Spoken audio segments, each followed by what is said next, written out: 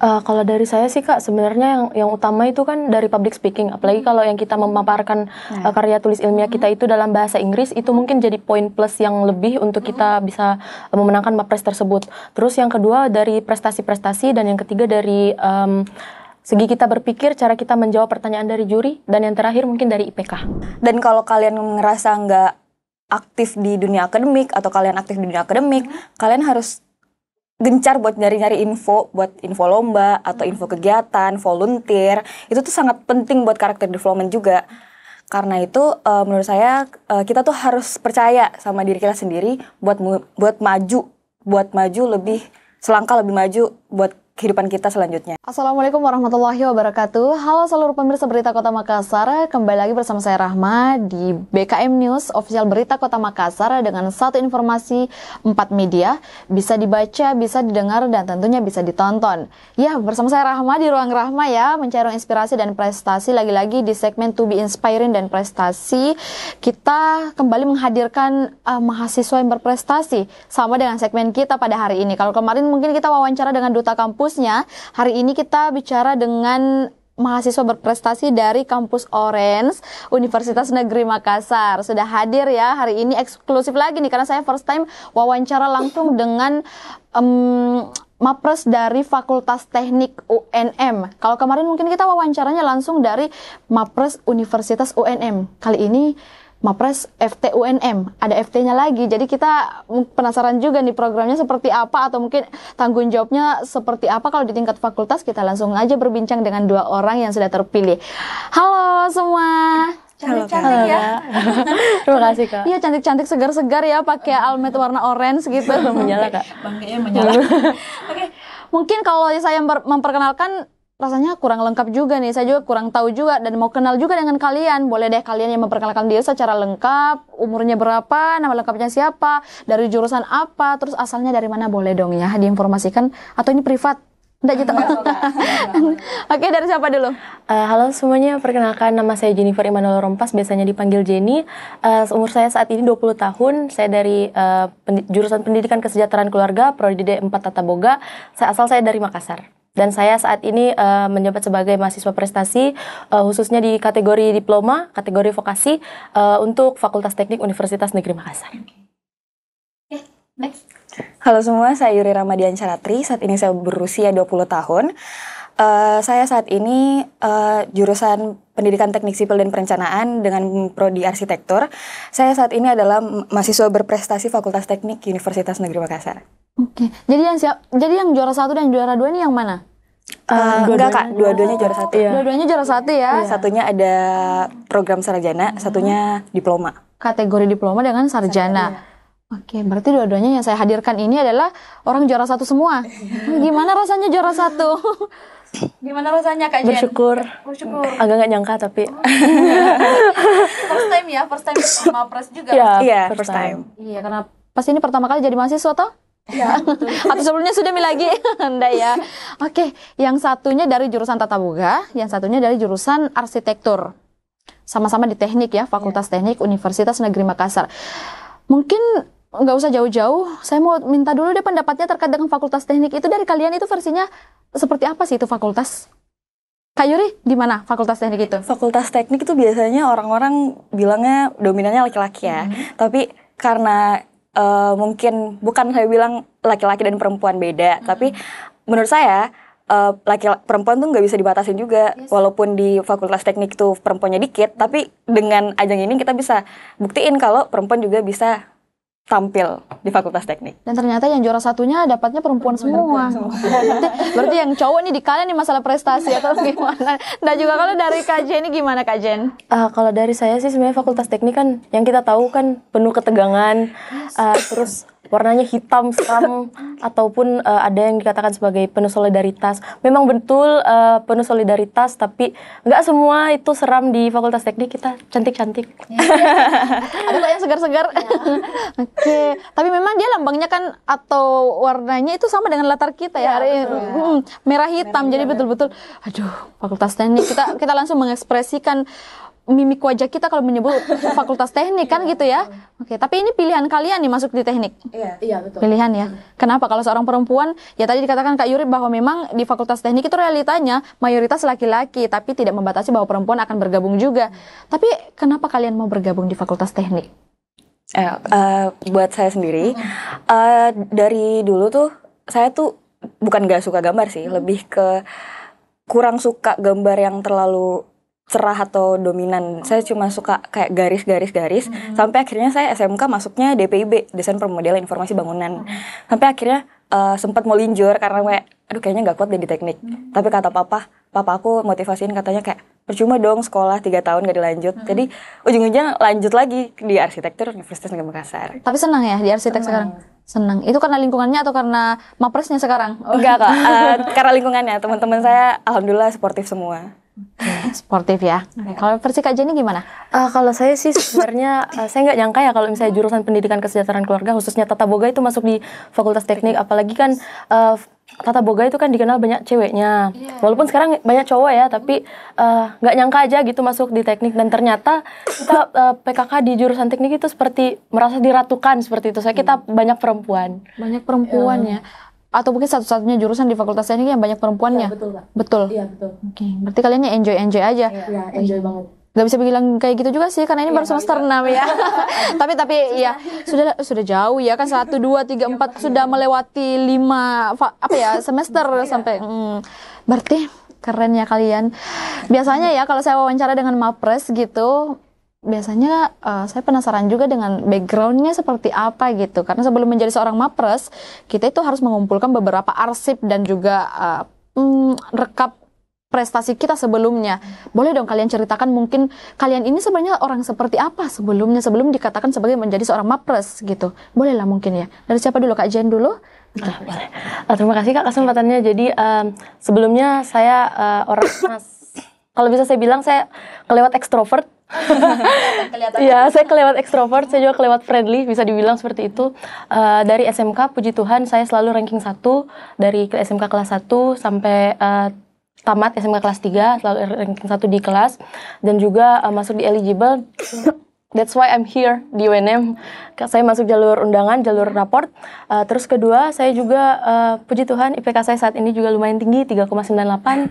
Lalu saat itu juga pada saat zaman-zaman COVID itu saya produktif ikut lomba monolog di Erlangga tingkat nasional. Kebetulan saya mewakili Sulawesi Selatan di bidang di tingkat SMK. Saya top 8 saat itu, dan juga saat SMK maupun SMP saya juga sering mengikuti lomba-lomba nyanyi seperti itu. Kumlot nanti nih mungkin. Aduh, amin. Iya. Oh, jadi memang betul-betul ya kalau kita rekap dari sebelumnya, mungkin sebelum dikatakan menjadi seorang Mapres, ada saja cerita-cerita prestasi yang harus kita kumpulkan gitu ya. Jadi memang tidak semata-mata langsung hadir mereka yang menjadi seorang Mapres atau langsung dikatakan atau dinobatkan di kampusnya sebagai seorang Mapres, tapi ada kriteria yang harus kalian usahakan sebelumnya gitu ya. Tapi kalau Kak Jenny, sebelum kita ke Kak Yuri, kalau Kak Jenny prestasi yang tadi disebutkan itu apakah memang dikumpulkan dengan niat menjadi Mapres kelak atau enggak juga gitu? Enggak juga sih sebenarnya, saya kumpulkan sebenarnya cuma untuk mempercantik CV saya nanti, tapi puji Tuhan bisa berguna untuk saya terpilih jadi mahasiswa prestasi. Berarti tidak terfikirkan yang sebelumnya ya. Akan jadi seperti ini. Oke, itu kalau dari versi Kak Jenny seperti itu ya. Kalau Kak Yur seperti apa nih Kak Yur? Baik Kak, terima kasih kesempatannya. Pertama-tama saya tuh orangnya lumayan pasif dalam bidang pembelajaran. Dan saya aktif mencari karena saya merasa kayak, oh kayaknya saya kurang di bidang pembelajaran. Jadi saya harus keluar dari itu. Jadi saya sekarang ini, saya di Makassar, saya model profesional dari tahun 2021. Dan saya juga udah mewakili Sulawesi Selatan 2 kali di ajang pemilihan Putri Belia Indonesia di Bandung pada tahun 2021. Dan juga tahun kemarin saya baru aja mewakili Sulawesi Selatan di Miss Teenager Indonesia. Saya juga memiliki beberapa achievement lain kayak model Kota Makassar, ataupun pokoknya saya punya beberapa achievement lah di bidang model ini sendiri. Dan sekarang saya lagi aktif jadi model runway di Makassar. Oh, model ya. Berarti orang-orang yang terpilih sekarang ini Pak Rektor ya dari UNM, izin, memang bukan orang biasa, memang punya background yang luar biasa saya rasa ya. Karena memang apa ya, ya lagi-lagi saya katakan tidak langsung dinobatkan mereka menjadi seorang mapres. Saya katakan bahwa pemilihan mapres ini bukan hanya dilihat dari look ataupun apa gitu ya, pasti banyak apa ya proses yang kemudian diseleksi akhirnya kalian terpilih menjadi seorang mapres. Tapi saya penasaran dengan challenge-nya. Kalau mungkin Kak Yuri sebelumnya dan Kak Jenny juga adalah seorang yang bukan apa ya, masih beda lah bidangnya sekarang ya, beda atau mungkin punya bidang yang berbeda sebelumnya dibanding yang sekarang gitu. Apa yang menjadi challenge-nya sekarang menjadi seorang mapres sih sebetulnya? Gitu. Apa itu? Atau saya yang jawab Pale. Apa kalau dari Kak Jenny sendiri apa challenge-nya? Seperti apa nih? Challenge-nya menjadi seorang mapres gitu. Challenge-nya menjadi seorang mapres. Saya kan bisa dibilang agak tantruman kalau di kampus ya. Tantangannya gimana? Kayak suka banyak tingkah. Kalau temanku bilang terlalu baik tingkahmu. Ya terlalu baik tingkahku, tapi teman-temanku bilang sekarang kamu udah jadi mapres. Udah jadi mapres, setidaknya anggun-anggun dikit lah. Itu tantangan yang paling berat untuk saya. Kalau yang seperti isu-isu yang terkini mungkin saya akan bahas itu sepertinya nggak terlalu berat sih, karena saya puji Tuhan saya cukup menguasai. Tapi kalau yang harus anggun-anggun saya agak kurang bisa soalnya. Iya betul. Oke, jadi itu ya yang menjadi mungkin lebih ke pribadi sendiri ya, karakternya gitu. Oke. Kalau dari Kak Yuri? Kalau saya sendiri kebalikan dari Jen, saya tuh introvert banget. Dan dan kalau jadi mapres kita harus lebih banyak mengajak teman-teman buat ini kan, buat menuju hal-hal baik. Maka dari itu lumayan tantangan besar buat saya. Maka dari itu saya agak menghindari sebenarnya lomba-lomba yang ngobrol depan umum atau gimana. Tapi saya lagi nge-challenge diri saya buat ngobrol depan umum, karena kayak kalau mau di situ terus sampai kapan gitu loh.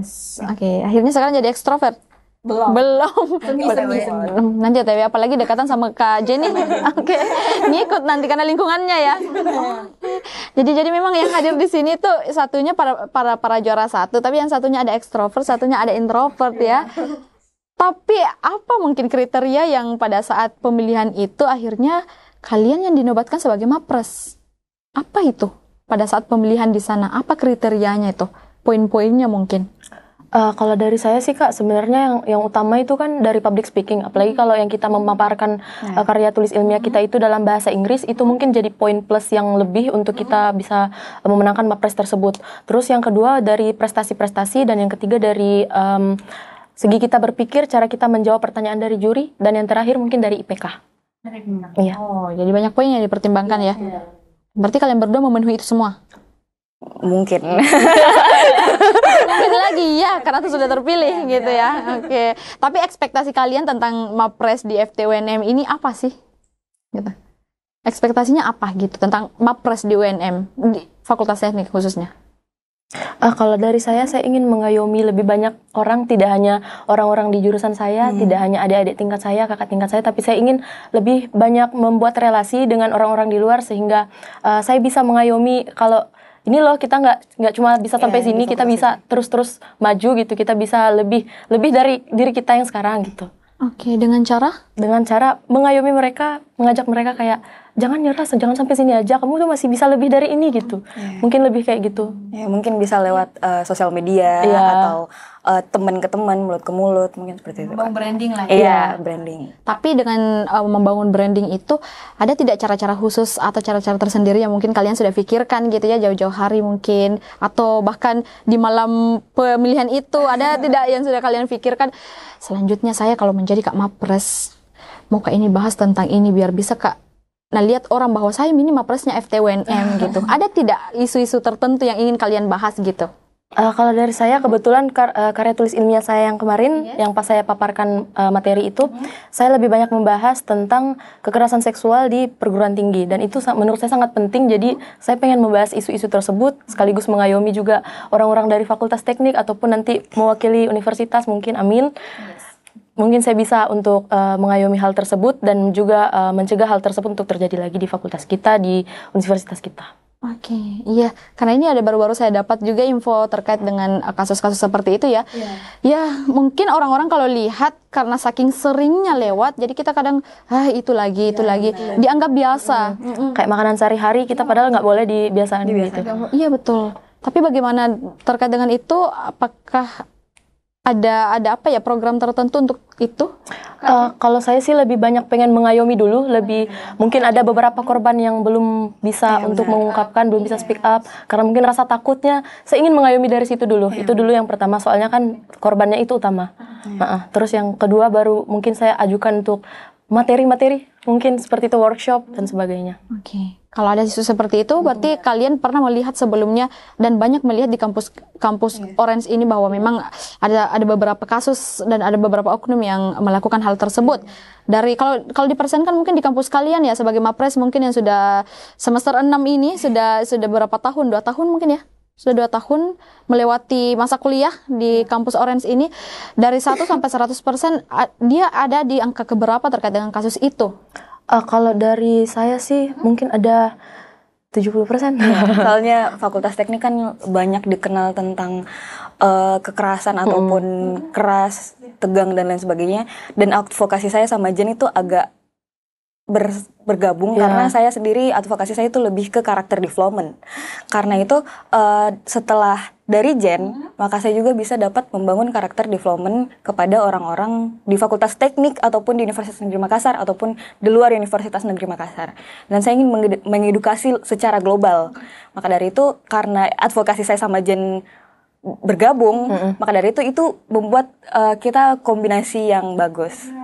Kolaborasinya akan bagus nanti ini pasti ya, karena visi dan misi kalian itu sefrekuensi ceritanya gitu ya. Oke. Dan ternyata menjadi seorang Mapres itu susah atau tidak? Sebenarnya tantangan juga sih Kak. Kenapa tuh? Kalau dari dunia kampus mungkin di liriknya seperti apa? Mungkin karena kita harus jaga image juga. Harus jaga image-nya itu yang susah. Iya. Apalagi mungkin ya Kak Jenny tadi katakan wah disuruh anggun gitu. Yes. Padahal bukan karakternya. Ya, tapi itu mungkin bisa dibuktikan dengan bagaimana menjadi seorang pemateri dan sebagainya gitu kan ya. Sejauh ini sudah berapa lama kah pemilihannya ini? Ada 2 minggu kayaknya. Sudah ada kurang lebih 2 minggu. Kurang lebih 2 minggu sejauh ini. Ada tidak ajakan-ajakan atau apa gitu untuk mengikuti kelas workshop dan sebagainya sebagai narasumber? Sudah ada? Dari saya sendiri belum ada sih Kak, tapi karena saya ikut organisasi di luar kampus, ada organisasi Paragon atau Novo Club, itu tuh saya nanti ada event buat Ghost to Museum, itu tuh saya jadi MC-nya, udah dipanggil jadi MC.